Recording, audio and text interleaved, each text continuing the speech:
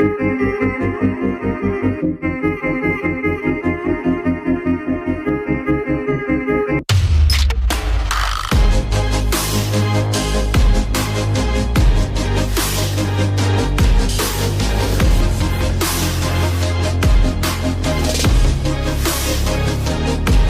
nonton video ini, jangan lupa tekan tombol subscribe, nyalain loncengnya, like, dan share ke teman-teman kalian.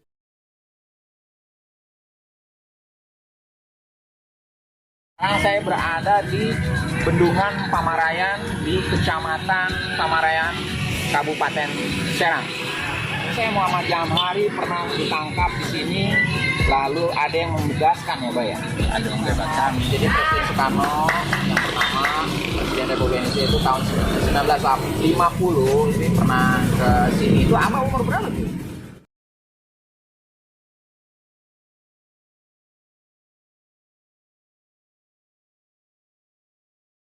Saudara sebangsa dan setanah air. Kalau jadi Hindu, jangan jadi orang India. Kalau jadi Islam, jangan jadi orang Arab. Kalau jadi Kristen, jangan jadi orang Yahudi. Tetaplah jadi orang Nusantara dengan adat budaya Nusantara yang kaya raya ini. Ingat wahai saudara-saudara, musuh yang terberat itu adalah rakyat sendiri. Rakyat yang mabuk akan budaya luar, yang kecanduan agama, yang rela membunuh bangsa sendiri demi menegakkan budaya asing. Jangan mau diperbudak oleh semua itu. Tetaplah bersatu padu membangun negeri ini tanpa pertumpahan darah. Hai anakku, simpan segala yang kau tahu. Jangan ceritakan berita dan sakitku kepada rakyat. Biarkan aku menjadi korban asal Indonesia tetap bersatu. Ini aku lakukan demi persatuan, kesatuan, dan keutuhan bangsa.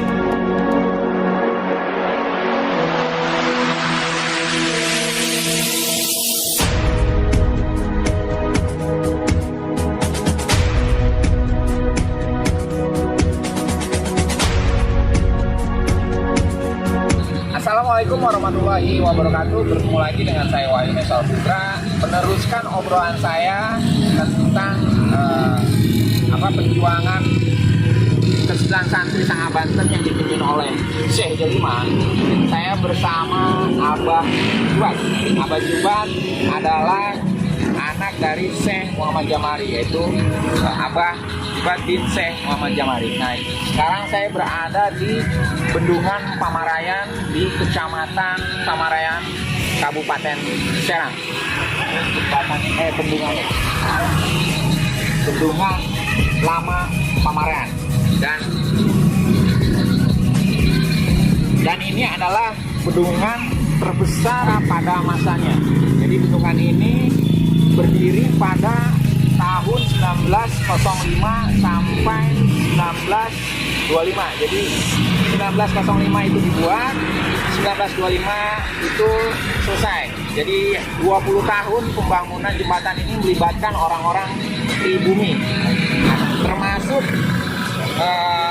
orang-orang Banten, orang-orang pribumi Banten, termasuk ke-9 santri Sangha Banten pernah juga ditangkap di sini ya, Pak ya. Tadi yang kita bahas obrolan dari Abah Jubat bahwa saya Muhammad Jamhari pernah ditangkap di sini, lalu ada yang membebaskan ya, Pak ya.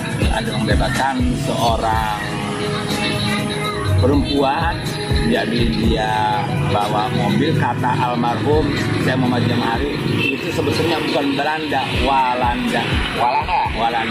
Dia menyerupai ini, jadi sehingga bisa membebaskan satu Sangha Banten. Setelah dikeluarnya masing-masing bikin pesantren lah gitu. Jadi ke-9 murid Syekh Jaliman pernah ditangkap, Syekh Muhammad Jamhari dan beberapa ulama yang ditangkap di sini. Tapi Allahu a'lam, karena semuanya kita serahkan kepada Allah, akhirnya ada yang membebaskan ya, Pak. Ada yang membebaskan. Bahkan bahasanya bahasa Jawa. Jadi ini mulih miluk kalau kita. Tapi wujudnya itu seperti orang Belanda ya, Pak. Kayak nona Belanda. Jadi memakai membawa mobil merah, terus datang ke pasukan Belanda mungkin saat itu, terus kita dibebaskan ke 9 ulama itu termasuk Syekh Muhammad Jamari. Kita lihat di sini ada 10 pintu bendungan. 10 pintu bendungan.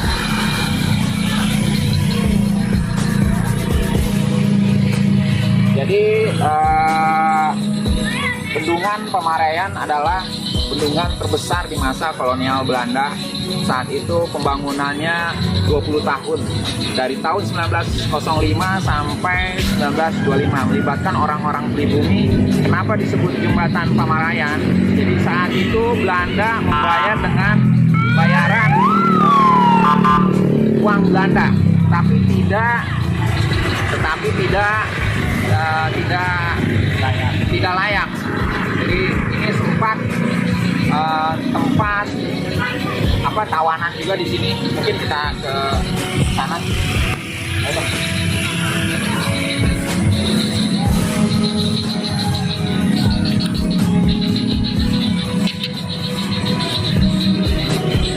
Nah ini jembatan ini besi-besi tua di zaman Belanda. Jadi presiden pertama yaitu Insinyur Soekarno pernah juga ke sini melihat bendungan Pamaraian.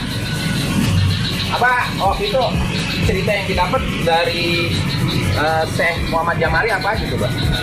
Ya, soalnya yang menceritakan ada perjuangan, artinya orang Islam, perjuangan para kiai, saking ingin merdekanya Indonesia, dibelain dia sampai di penjara, di bawah tanah, di bawah kolong kita tadi.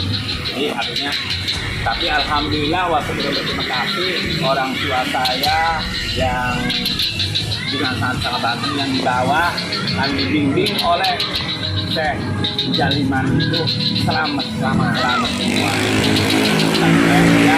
Sehingga terutama menyebarkan karena agama di kampung Mongpok, ada di desa Mongpok. Sampai sekarang pengajian mingguan, bulanan, setiap akhir Sabtu di kampung Mongpok itu ada pengajian. Itu pendirinya Syekh Jamhari, Syekh Abdurrahman, Syekh Karnawi, dan lain-lain. Sehingga alhamdulillah setelah dibebaskan dari tahanan Belanda, dia langsung tawajuh, bersyukur, berhalal umur dengan izin Allah. Alhamdulillah itu orang tua saya dan kawan-kawan Islam. Jadi inilah murid Syekh Jaliman, sebagian pernah ditangkap dan hampir gantung di sini ya, Pak? Bukan hampir digantung, mana yang digantung, sudah digantung tapi ujung-ujungnya ada yang membebaskan. Ada keajaiban dari Allah, itu akhirnya disampaikan oleh Walanda itu. Dan Abah mendapatkan cerita ini dari orang tuanya, yaitu Syekh Muhammad Jamari. Ya, jadi cerita itu pas, bukan rekayasa, bukan bohong. Kalau ya bohong ya Allah bisa jawab, tapi Abah langsung berbicara, bahkan dengan kakak saya, Karuya, Kak Abul, Kak Abi, bahkan Syekh Muhammad tua yang termasuk itu menceritakan ini. Jadi almarhum itu semua tahu, anak-anak almarhum itu bahwa Syekh Jamhari dan kawan-kawan pernah di penjara, pernah ditahan, pernah digantung. Ujung terakhir digantung itu jam 12 mau dibunuh oleh Belanda. Nah itu ada seorang Walanda itu. Jadi ada seorang nona Belanda, mungkin itu samaran dari jin kali ya, mungkin ya Allah alam. Ini mah waliullah Karena yang baik Belanda. jadi yang ditangkap itu kan ulama-ulama. Jadi ini yang menarik di bendungan Pamaraian ini adalah ini hampir sama dengan bendungan yang ada di kota Tangerang. Kota Tangerang juga ada yang namanya bendungan pintu 10, ada 10 pintu, dan di sini juga di Pamaraian ada 10 pintu. Jadi ini adalah bendungan pertama yang ada di Banten di masa kolonial Belanda. Jadi kalau yang ini bendungan yang pertama, yang lama, yang ini yang di sini. Dan ini artinya untuk para generasi muda mempertahankan negara Republik Indonesia diisi dengan bermacam-macam kegiatan yang positif lah. Karena orang tua kita mah ya bahkan Abadi ya bukan sama Banten aja, mungkin ya kiai-kiai yang sekitar juga ya dari Jawa Tengah, Jawa Timur, dari Banten, pokoknya semua berhubungan yang tahu Abah cerita digantung, cerita di penjara itu sampai segitunya saking ini merdeka. Jadi betapa itu bukan makan dia ingin Indonesia merdeka. Ya, gitu.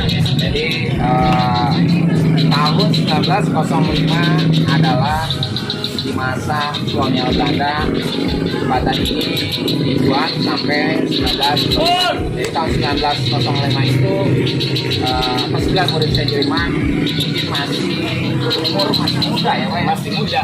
Bahkan tanda bukti orang tua saya mau jalan berjuang ada suratnya dari veteran surat. Oh ya, itu tanda salah satu bukti bahwa orang tua saya dan kawan-kawan dengan tangan itu ya terus saya Antari, saya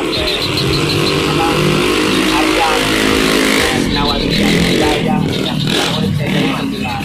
Dan tidak ketinggalan juga saya Nawawi, Bimar Albantenara, saya Butarim, dan intinya para kiai lah pejuangnya, orang-orang yang gigih ingin mempertahankan negara Indonesia ini agar anak cucunya semua menikmati kemerdekaan. Jadi tahun 1905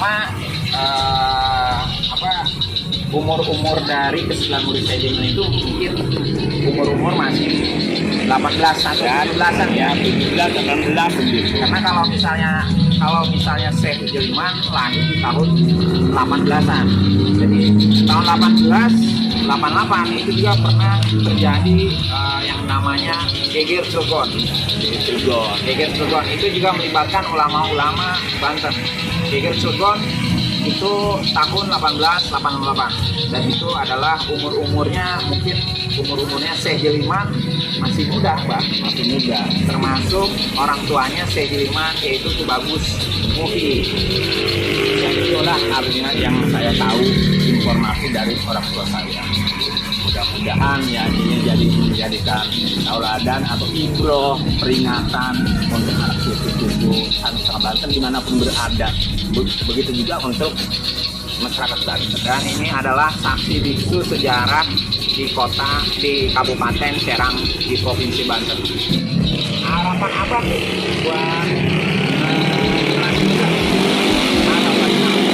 dari untuk generasi muda itu ya artinya dia berpikir positif lah tentang artinya cerita-cerita atau riwayat orang tua kita memperjuangkan artinya negara RI ya agar ya semuanya selamat lah, baik-baik aja, positif aja. Memang ini adalah salah satu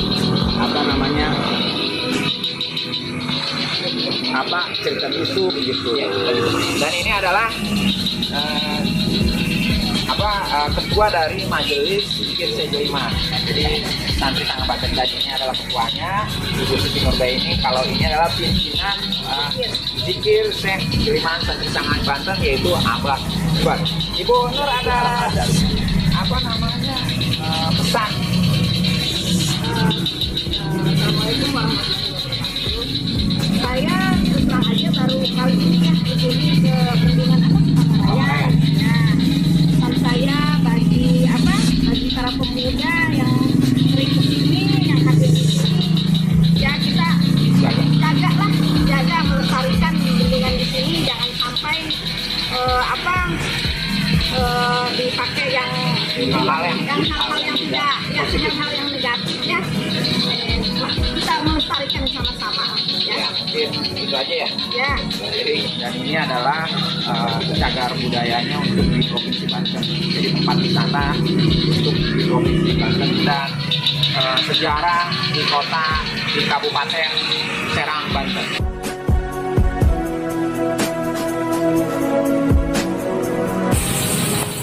Nah, ini adalah mesin yang ada di Bendungan Pamarayan. Mesin dari Bendungan Pamarayan. Kita lihat arsiteknya juga arsitek dari Eropa, karena ini adalah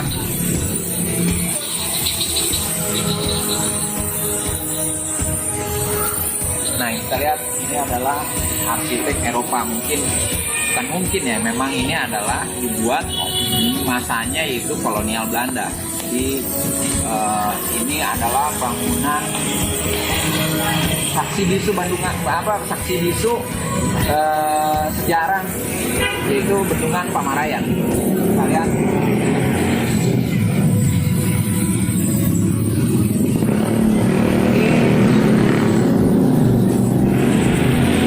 Banyak sekali kelelawar di atas sana. Itu pusaka. Nah, ini adalah sepeda, mungkin sepeda katel ya, sepeda di zaman Belanda. Saya tidak bisa masuk karena saya tidak ketemu sama petugas penjaga di sini. Mungkin kalau misalnya saya ketemu, mungkin bisa masuk, saya bisa lihat ke dalam, karena di dalam itu ada sepeda tua, mungkin sepeda di zaman Belanda ya, sepeda petugas di zaman Belanda mungkin, karena tidak di atas sana juga banyak kelelawar, besi tua di Bendungan Pamarayan. Nanti kita ke depan. Ini bagian dari samping ya, bagian dari samping. Kalau tadi bagian dari depan, bagian belakang. Tadi yang tadi saya ngobrol sama Abah juga itu adalah bagian depan. Jadi ada 10 pintu bendungan. Ini hampir mirip dari bendungan yang ada di Kota Tangerang, yaitu bendungan pintu 10. Kalau ini Bendungan Pamarayan.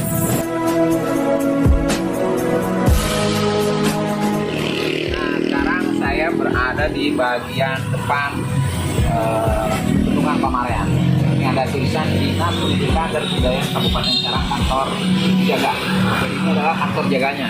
Jadi hari ini saya ada di Bendungan Pamarayan. Coba sayangnya saya tidak bertemu sama petugasnya, jadi tidak bisa masuk ke dalam.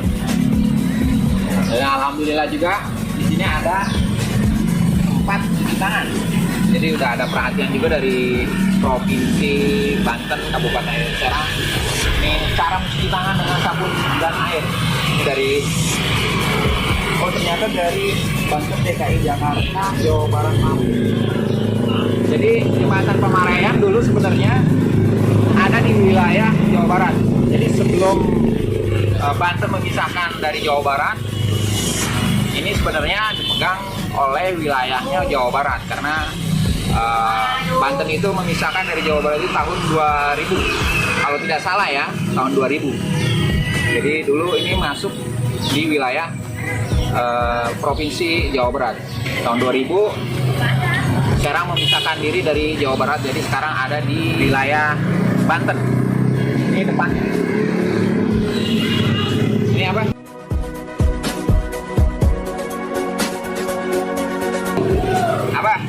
Ini kan tadi kita udah ngobrol-ngobrol tuh tentang perjuangan santri Sangga Banten sampai ditahan, sampai hampir digantung di sini, terus ada yang menyelamatkan. Nah, sekarang kita ada di bagian depan Bendungan Pamarayan, dan ini adalah kantor dari Bendungan Pamarayan, yaitu kantor jaga. Kalau boleh tahu, aku udah berapa kali di sini? Kalau Abah yang terhitung ada mungkin 30-20 kali. Lagi almarhum orang tua Abah saya Muhammad Jamari pernah dibawa ke sini ke Abah? Ya kalau lagi Abah kecil mah enggak ada ya. Tapi ya setelah Abah dewasa, sekolah pesantren. Tapi waktu Abah di pesantren belum ini masih aktif. Oh, masih. Dari tahun 80-an itu masih aktif. Dulu Soekarno, jadi Presiden Soekarno yang pertama, Presiden Republik Indonesia itu tahun 1950 ini pernah ke sini. Tapi ya jalannya juga cukup belum begini jalannya, belum bagus. Kalau pemerintah sekarang kan alhamdulillah semua jalan diperbaiki, ya berjam-jam. Ya alhamdulillah.